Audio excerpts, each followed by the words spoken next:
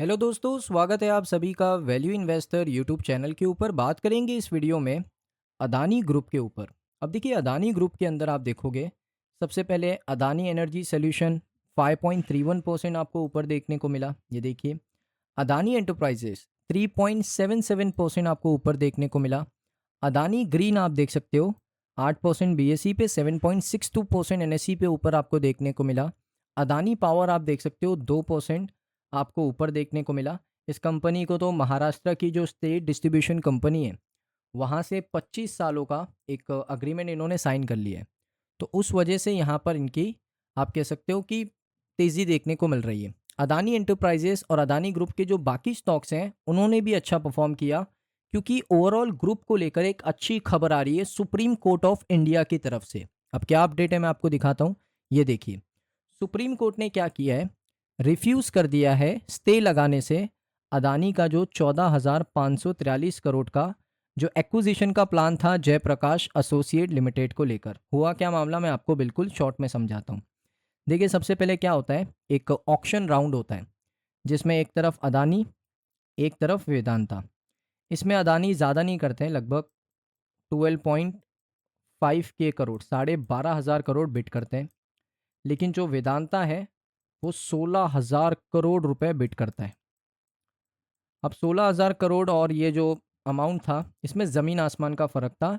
जो committee of creditors है, इसका मतलब क्या होता है, सीओसी का मतलब होता है कि जो जयप्रकाश एसोसिएट लिमिटेड को जिसने लोन दिया था, उसने यहाँ पर एक्वायर कर लिया जयप्रकाश एसोसिएट लिमिटेड को। मल्टीपल बैंक्स थे, बहुत सारी बैंक्स थी, तो उन्होंने एक अपनी कमेटी बनाई जिसको कहते हैं क्रेडिटर्स ऑफ कमेटी, सीओसी।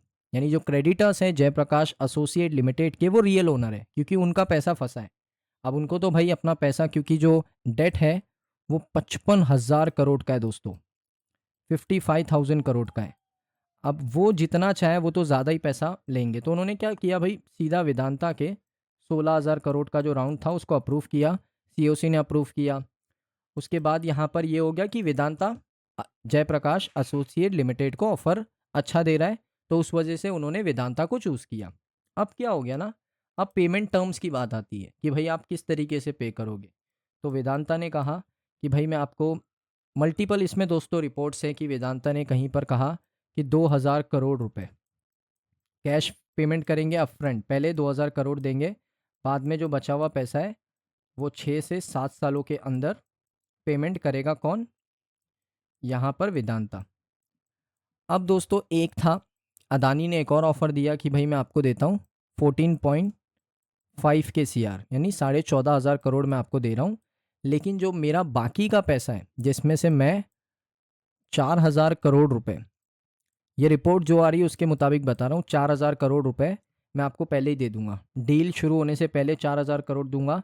बाकी का जो 10 साढ़े 10 हज़ार करोड़ है वो मैं आपको 2 से 3 सालों के अंदर दूंगा। अब एक तरफ 16,000 करोड़ मिल रहा है, एक तरफ 14,500 करोड़ मिल रहा है, लेकिन ये दोनों का जो पेमेंट है सेम ही है, क्योंकि ये लोग टाइम ज़्यादा ले रहे हैं। और आप सभी को पता है इन्फ्लेशन क्या होता है, हर साल हमारा जो पैसा है वो 6 से 7% अपनी वैल्यू को क्या करता है, खो देता है। और यहाँ पर क्या हो रहा है, अदानी उनको दे रहे हैं 2 से 3 सालों में। तो उन्होंने देखा कि भाई पैसा सेम है, प्लस अपफ्रंट कैश ज़्यादा मिल रहा है, 4,000 करोड़ मिल रहा है, दूसरी जगह 2,000 करोड़ मिल रहा है। और ये लोग 6 से 7 साल के बाद पेमेंट करने वाले, अदानी 2 से 3 सालों में किया। और अदानी ने ये भी कह दिया कि अगर जल्दी पैसा आया साल भर में तो वो भी दे दूंगा। तो उन्होंने कहा नहीं नहीं नहीं भाई, अदानी को चूज़ करते हैं, वेदांता को नहीं करते। अदानी के पास बेटर पेमेंट प्लान्स हैं। अब वेदांता को ये बात पता चली, वेदांता गया एनसीएलटी के पास।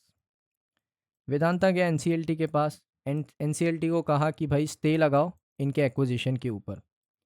एनसीएलटी ने कहा बिल्कुल नहीं लगाएंगे, वो सीओसी की कंपनी है, उनको बेटर पेमेंट मिल रहा है, तो हम क्यों लगाएंगे स्टे।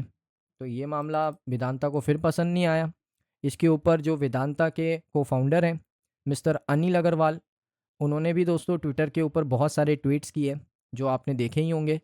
उसके बाद वेदांता गया एनसीएलटी के पास। अब एनसीएलटी और एनसीएलटी में बड़ा डिफरेंस है।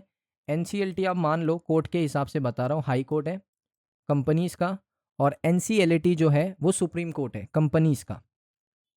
अब एनसीएलटी के पास गए, एनसीएलटी को भी वेदांता ने कहा कि भाई अदानी पे स्टे लगाओ, अदानी के एक्विजिशन पे स्टे लगाओ, हमारे साथ गलत हुआ है।